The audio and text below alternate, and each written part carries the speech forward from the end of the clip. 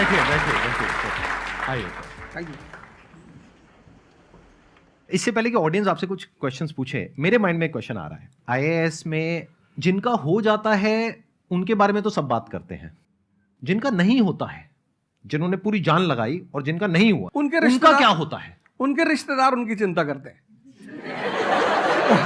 वो फिर उनकी चिंता करते हैं। नहीं, मैं आ रहा हूं, मैं आपके क्वेश्चन पे आ रहा हूं। ये पॉइंट इंटरेस्टिंग है, मैं समझना चाहूंगा कैसे। मैं बता रहा हूं। हाँ। मैं दोनों मुद्दों पे बता। हम सब हारने से डरते हैं, और मजेदार बात है कि वो डर हमारी हार की वजह बनता है। 98% केसेस में हारने से क्यों डरते हैं? क्योंकि हम जानते हैं अगर हम हारेंगे तो जो पीछे 3 लोग बैठे हैं ना, रिश्तेदार, रिलेटिव्स और फ्रेंड, वो जीने नहीं देंगे। आप जब भी आईएएस की तैयारी करें, पहला अटेम्प्ट आपका सीरियस अटेम्प्ट होना चाहिए। आपने तैयारी किया एंड बेसिक्स तैयार किए, आपने एडवांस कोर्स तैयार किया, आपने कम से कम मेंस के 1000 आंसर्स लिखे हैं और मिनिमम 10,000 प्रीलिम्स के क्वेश्चंस आप सॉल्व कर चुके हैं, तब आप एग्जाम देने जाइए। सिर्फ एक अटेम्प्ट दीजिए।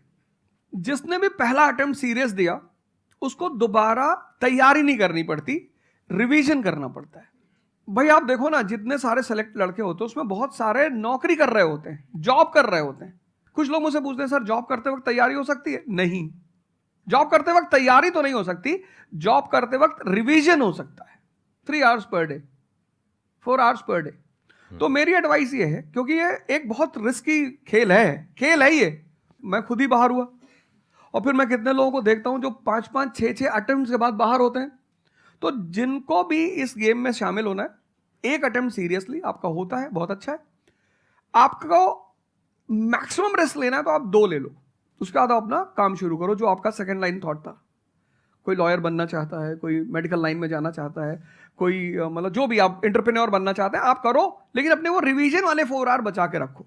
आपने कितने अटेम्प्ट्स दिए थे सर? 4 अटेम्प्ट्स आपने दिए थे। और आपने कहीं से कोचिंग ली थी, यानी लाखों रुपए दिए थे कोचिंग में? नहीं, तब लाखों नहीं थे, तब हजारों थे। अच्छा, हजारों रुपए आपने खर्च करे थे, और आप एक मिडिल क्लास बैकग्राउंड से थे। तो टोटल 4 साल में आपको कितना पैसा लग गया होगा, रहना, खाना, पीना? और आपने तो पूरी तैयारी करी होगी, साथ में कुछ और नहीं किया होगा? I think so. कुछ नहीं किया, बिल्कुल। तो कितना आपका 4 साल में अच्छा खासा पैसा 5-6 लाख रुपए लगे। 5-6 लाख रुपए उस समय लगे।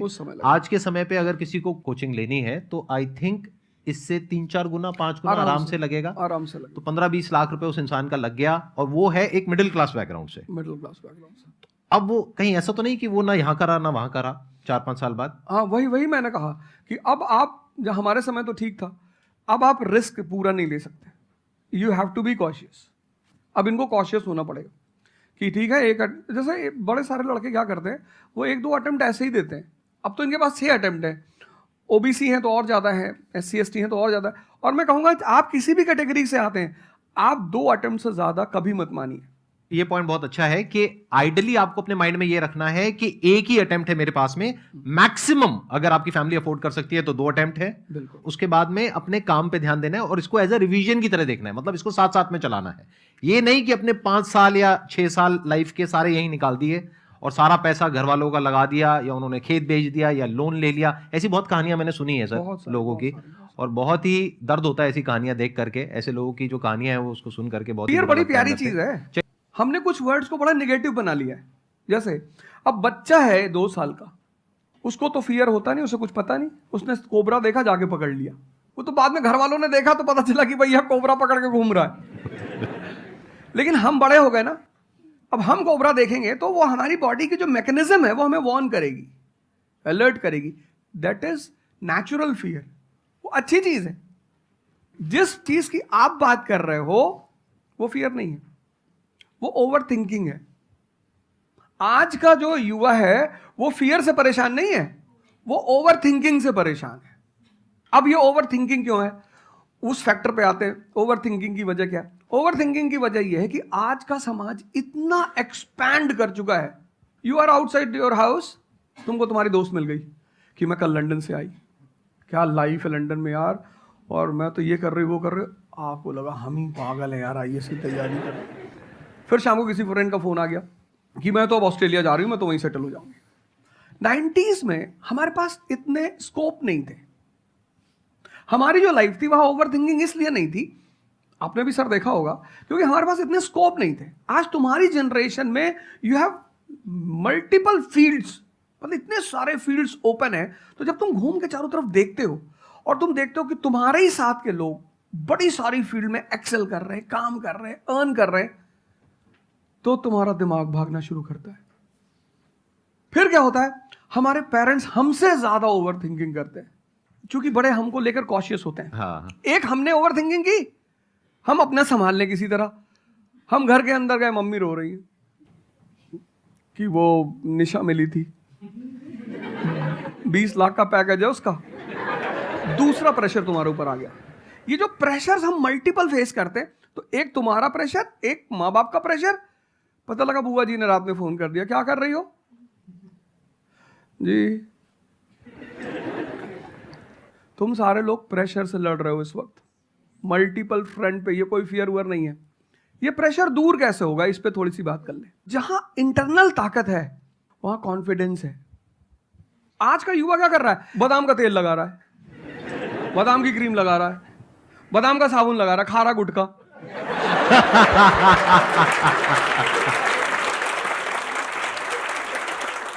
आप लोगों को चूंकि हर तरफ प्रेशर झेलना है, तो प्रेशर झेलने का सबसे अच्छा तरीका होता है इंटरनल पावर।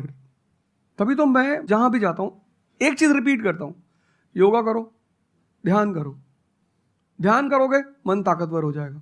हम किसके साथ रहते हैं वो बहुत इंपॉर्टेंट है। मेरे एक दोस्त मेरे साथ आ रहे थे आज से करीब 7-8 साल पहले, धौला कुआं से। रात का टाइम था और हम दोनों, मैं गाड़ी चला रहा था, हम इंडिया गेट के सामने से निकले, तो उन्होंने मुझसे कहा कि अब हम बुढ़े हो गए हैं। मैंने गाड़ी रोकी, मैंने कहा उतरो। तो उन्होंने कहा कि क्या हुआ? हमने कहा उतरो, तो उतरो जरा। उतर गए, मैंने दरवाजा बंद करो, चले गए। आज तक मैंने उनसे बात नहीं की। वो उनसे पूछते हैं आज, अब तो खैर बात ही नहीं होती, पर वो बहुत उन्होंने कोशिश की कि अवध क्या हुआ? तुम दिन भर अपने आप को मोटिवेट करती हो, काम करती हो, जब तुम वापस घर में आती हो, अपने समाज में जाती हो, तो सब तुम्हारे मेंटल स्टेटस का थोड़ी है, वो तुम्हारी सारी ऊर्जा को खींच लेते हैं। इसीलिए तो माँ बाप हमारी संगत पे बड़ा ध्यान देते हैं। तुम्हें लगता होगा कि माँ बाप कितने बदमाश हैं, माँ बाप भगवान हैं। उनका एक्सपीरियंस तुम अपने दोस्तों को लेके जाया करो उनके सामने।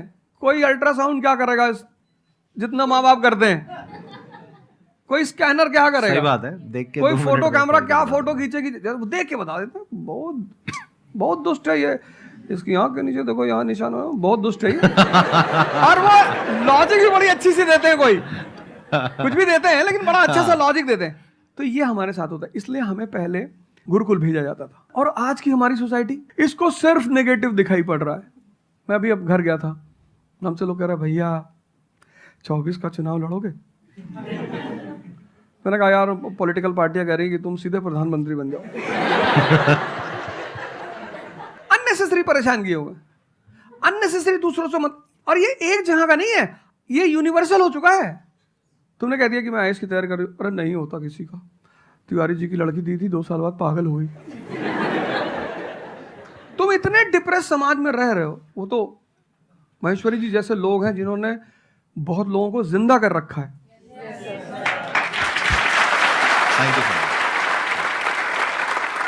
जब आपको कोई सहारा नहीं होता, आपने टाइप किया संदीप महेश्वरी, एक वीडियो आ गया, आप रिलैक्स हो गए।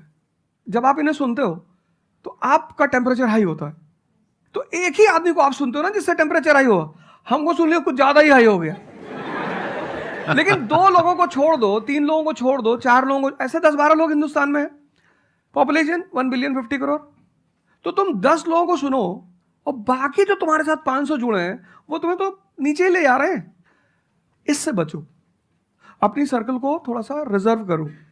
तुम किससे बात करते हो, कौन सा लिटरेचर पढ़ते हो, लिटरेचर पर ध्यान दो। जैसे मैं रश्मिरथ पढ़ता रहता हूं, खाली हुआ, प्रसादों के कनकाब शिखर होते कबूतरों के ही घर। ये जो बड़े बड़े मकान हैं, कभी किसी बाज को यहां रहते हुए देखा? कबूतर रहते हैं। क्या लाइन है, प्रसादों के कनकाब शिखर, कितने मतलब महलों के जो बड़े बड़े शिखर, उसमें सिर्फ कबूतर रहते हैं। प्रसादों के कनकाब शिखर होते कबूतरों के ही घर, महलों में गरुड़ न रहता है, कंचन पर कभी न सोता। कंचन मतलब सोना, लग्जरी नहीं चाहिए। तुम लोग इतनी लग्जरी चाहते हो, लग्जरी आदमी को मेंटली कमजोर बनाती है। मैं आश्रम में था, मैंने ज़्यादा खाना खा लिया। मेरा एक नियम है, नो एक्सरसाइज नो फूड। मतलब अगर मैं एक्सरसाइज नहीं करूँगा तो मैं खाना नहीं खाऊंगा। वहाँ एक बाबा जी, वो प्रेम में उन्होंने घी पे घी डालते चले, मैंने खा लो। फिर वो हुआ कि भाई यहाँ घूमेंगे, चारों तरफ जंगल है, डरा दिया इन लोगों ने। एक बार एक भालू एक आदमी की टांग काट के ले अरे मैंने कहा आज कोई भालू वालू नहीं आएगा, मैं जाऊंगा। फिर मैंने 4-5 लोगों को तैयार किया अपने साथ, उनको थोड़ा मोटिवेट किया कि जंगल में घूमने से ऑक्सीजन लेवल बढ़ता है। वो लोग भी तैयार हो गए कि चलो। तो हमारे साथ एक साहब अमेरिका से आए हुए थे, वो भी वॉक करने निकले, बोले हम भी चलेंगे। मैंने कहा भाई साहब क्यों जा रहे हो? कहते हम भी चलेंगे। मैं उनका नाम नहीं लूंगा। 1 किलोमीटर के बाद उन्होंने मुझसे कहा मेरे बैग में यहाँ बहुत पेन हो रहा है। 1 किलोमीटर। तुम लोगों ने पता है अपने आप को कष्ट देना छोड़ दिया है। You are dying for luxury, you have become weak physically and mentally.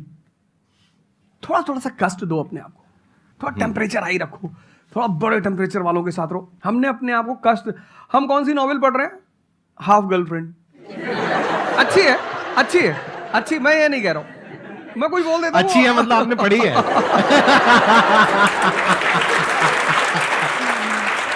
नहीं फिर कोई पकड़ निकाल लेगा, कोई वो क्लिपिंग निकाल लेगा, ओ गाली दे रहे थे उनको। नहीं, आपने बहुत सारी गलतियां कर दी, आपकी जनरेशन ने अपने को कष्ट देना छोड़ दिया। हाँ। आप पढ़िए बड़े बड़े लोगों, अंबेडकर को पढ़ो, उनका जीवन संघर्षों का, प्रभु राम का जीवन पढ़ो। ये सब संघर्ष, ये सब लोग हैं जिन्होंने जीवन में लड़ाइयां लड़ी हैं। आपने उनको साइडलाइन कर दिया।